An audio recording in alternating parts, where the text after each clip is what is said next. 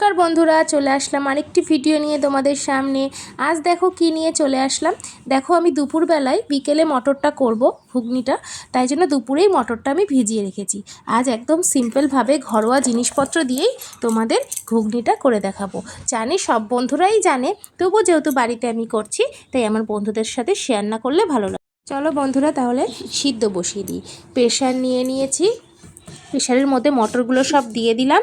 এবার না হলে আবার যদি কড়াইতে করি তাহলে সিদ্ধ হতে অনেক সময় লাগবে। প্রেশারে 5-6টা সিটি দিলেই একদম ভালোভাবে সিদ্ধ হয়ে যাবে। দেখো মটরগুলোর মধ্যে এবার আমি প্রথমেই পরিমাণ মতো লবণ দিলাম আর দেব পরিমাণ মতো হলুদ গুঁড়ো। তারপরে দেখো বন্ধুরা এর মধ্যে পরিমাণ মতো জল দিয়ে দেব। দিয়ে এবার চলো ঢাকনাটা আটকে সিটিটা দিয়ে দিই। চলো বসিয়ে দিয়েছি, এবার গ্যাসটা জ্বালিয়ে দিই। গ্যাসটা জ্বালিয়ে হাই ফ্লেমে আমি প্রায় 6 থেকে 7টা সিটি দিয়ে নেব। এবার দেখো বন্ধুরা আর কি লাগবে। প্রথমেই 2টো ছোটো টমেটো কেটে নেব, আর লাগবে 3টে পেঁয়াজ নিয়ে নিয়েছি ছোট ছোট। বেশি পরিমাণে লাগবে না, এই অল্প পেঁয়াজেই হয়ে যাবে। লাগবে 2টো ছোট আলু নিয়ে নিয়েছি, আলুগুলো টুকরো করে কেটে নেব। আলু না দিলে ঘুগনিতে একটু ভালো টেস্ট আসে না। দেখো বন্ধুরা আর নিয়ে নিয়েছি একটা রসুন আর 1 ইঞ্চি মতো আদা। এবার এগুলোকেও ভালো করে কেটে ধুয়ে পরিষ্কার করে নেব। আর লাগবে কটা কাঁচা লঙ্কা। চলো এগুলোও কেটে ধুয়ে ভালো করে পরিষ্কার করে নিই। বন্ধুরা সব কিছু গুছিয়ে নিয়েছি আর কড়াই বসিয়ে দিয়েছি। কড়াইটা হালকা গরম হয়েছে, এবার গোটা গরম মশলা কিছুটা দিয়ে এটাকে একটু ভালো করে রোস্ট করে নেব। বন্ধুরা গরম মশলাটা একটু গন্ধ বেরিয়েছে আর হালকাভাবে লাল লাল হয়েছে। তারপরে আমি জিরেটা দিলাম, গোটা জিরেটা।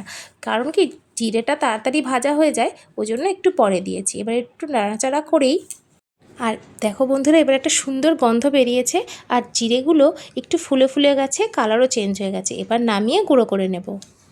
এবার দেখো বন্ধুরা কড়াই বসিয়ে দিয়েছি পরিষ্কার করে। তারপর এর মধ্যে আমি একটু তেল দিয়ে দিচ্ছি, সাদা তেলই দিয়ে দেবো, ভালো করে গরম হয়ে নিক। এবার দেখো পেঁয়াজগুলো সব যেগুলো কেটেছিলাম সেটা পুরোটাই দিয়ে দিলাম। দিয়ে ভালো করে লাল লাল করে একটু ভেজে নেব। প্রথমে পেঁয়াজটা হালকা করে একটু ভেজে নিয়েছি, একটু নরম হয়ে এসছে। তারপরে যে আলুগুলো ছোট ছোট করে টুকরো করে রেখেছিলাম ওগুলো এটার মধ্যে পুরো দিয়ে দিলাম। দিয়ে ভালো করে আলুর সাথে পেঁয়াজটা ভেজে নেব। আমি সব মশলাগুলো দিয়ে লঙ্কা, আদা, কাঁচা লঙ্কা সব কিছু দিয়ে পেস্ট করে নিয়েছি। এবার দেখছি তার মধ্যেই আলুগুলো একটু কালার চেঞ্জ হয়ে গেছে, পেঁয়াজেরও কালার চেঞ্জ হয়ে গেছে। এরপরে অল্প করে আমি এর মধ্যে হলুদ দিয়ে দিলাম। এরপর একটু লবণ দিয়ে নেড়েচেড়ে যে টমেটোটা কুচিয়ে রেখেছিলাম ওই টমেটোটাও এর মধ্যে দিয়ে দিলাম। এবার টমেটোটা দিয়ে ভালো করে নেড়েচেড়ে একটু টমেটো, আলু, পেঁয়াজ ভালো করে কষে নেব বা ভেজে নেব। এর মধ্যে এখন আর কিছু দেব না। একটু যখন টমেটোটা নরম হয়ে আসবে তখন আমি এই যে আদা, রসুন, তারপরে লঙ্কা, অল্প একটু পেঁয়াজ দিয়েও ভালো করে পেস্ট করে নিয়েছিলাম, ওই পেস্টটা আমি এর মধ্যে দিয়ে মিনিট 5 ভালো করে এর মধ্যে কষে নেব। চলো তাহলে ভালো করে একটু কষে নিই। দেখো তারপরে একটু কষে নেওয়ার পরে কাশ্মীরি লঙ্কার গুঁড়ো দিয়ে দিচ্ছি একটু কালারের জন্য। মটরগুলো আমি এরকমভাবে সিদ্ধ করে নিয়েছি, না একদম পুরোপুরি সিদ্ধ করেছি না একদম শক্ত রেখেছি। এরকম মোটামুটি সিদ্ধ হলেই তোমরা নামিয়ে নেবে।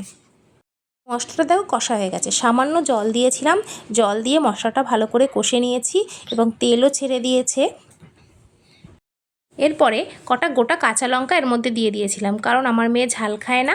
এই কাঁচা লঙ্কাটা পরে আমি ডলে দেব, আর কাঁচা লঙ্কার আগে মটরটা একটু তুলে নেব। এরপরে আমি মটরগুলো দেখো এক এক করে পুরো মটরটা আমি সবটা এর মধ্যে দিয়ে, এরপর দেখো বন্ধুরা মটরটা দিয়ে ওই মশলার সাথে বেশ কিছুক্ষণ একটু কষে নেব। মিনিট 5 মতোই একটু কষবো, কষে নিয়ে যাতে মটরের মধ্যে মশলাপাতিগুলো একটু ভালোভাবে ঢোকে। তারপরে এর মধ্যে আমি পরিমাণ মতো জল দেব। এরপরে দেখো বেশ মিনিট 5 মতো কষে নিয়েছি, একটু কষা কষা হয়ে এসছে। এরপরে পরিমাণ মতো গরম জল আমি একটু পাশে করে রেখেছিলাম, ওই জলটা আমি ঘুগনির মধ্যে দিয়ে দিলাম। কারণ একটু জল দিতে হবে, কারণ ঠান্ডা হলে ঘুগনি খুব বসে যায়, তাই একটু জল দিয়ে ফুটিয়ে নেব। আর দেখো বন্ধুরা আমি আমার মেয়ের জন্য একটু ঘুগনি তুলে রেখেছি, কারণ ও একদমই ঝাল খেতে পারে না। এরপর যে লঙ্কাগুলো গোটা গোটা দিয়েছি এরকম করে তোমরা এই লঙ্কাগুলো হাতা দিয়ে তুলে ডলে ডলে দেবে, আর একটু ঘুগনিটা তুলে ডলে দেবে যাতে ঘুগনিটা বেশ ভালো ঘন হয়ে যায় আর খেতেও টেস্টি হয়। এবার দেখো বেশ এরকম ঝোলই রেখেছি, আর যে ভাজা মশলাটা করেছিলাম প্রথমেই, ওই মশলাটা গুঁড়ো করে রেখেছিলাম ওটাই এবার এর মধ্যে প্রায় পুরোটাই দিয়ে দিয়েছি, কারণ এই মশলাটা দিলে ঘুগনির স্বাদ একদম অন্যরকম হয়ে যায়। দেখো বন্ধুরা আমি এরকম ঝোল ঝোল রেখেছি, তোমরা চাইলে আর একটু কম বেশি রাখতে পারো, কারণ এর বেশি যদি আমি টানিয়ে দিই তাহলে একদমই ঘুগনিটা শুকনো হয়ে যাবে আর খেতেও তখন ভালো লাগবে না, তাই জন্য এরকমই নামিয়ে দিয়েছি। এবার দেখো একটা বাটিতে প্রথমে নামিয়ে নিচ্ছি, চলো ঘুগনিটা ভালো করে এবার সাজিয়ে নিই। দেখো বন্ধুরা আমি নামিয়ে নিয়েছি ঘুগনিটা বাটিতে, এবার সার্ভ করার জন্য একদম রেডি। প্রথমেই আমি দিয়ে দিচ্ছি বেশ কিছুটা পেঁয়াজ কুচিয়ে রেখেছিলাম, সেটা দিয়ে দিলাম। এবার পেঁয়াজটা কুচানো দিয়ে দিয়েছি, এবার দেখো শশাও কুচিয়ে রেখেছিলাম। এই শশা কুচি পেঁয়াজ কুচি এরকম করে দিলে ঘুগনির স্বাদটাই চেঞ্জ হয়ে যায়। এবার দেখো দিয়ে দিচ্ছি গন্ধরাজ লেবু, তোমরা চাইলে তেঁতুলের পাল্প গুলেও দিতে পারো, আমি দিলাম একটু গন্ধরাজ লেবু।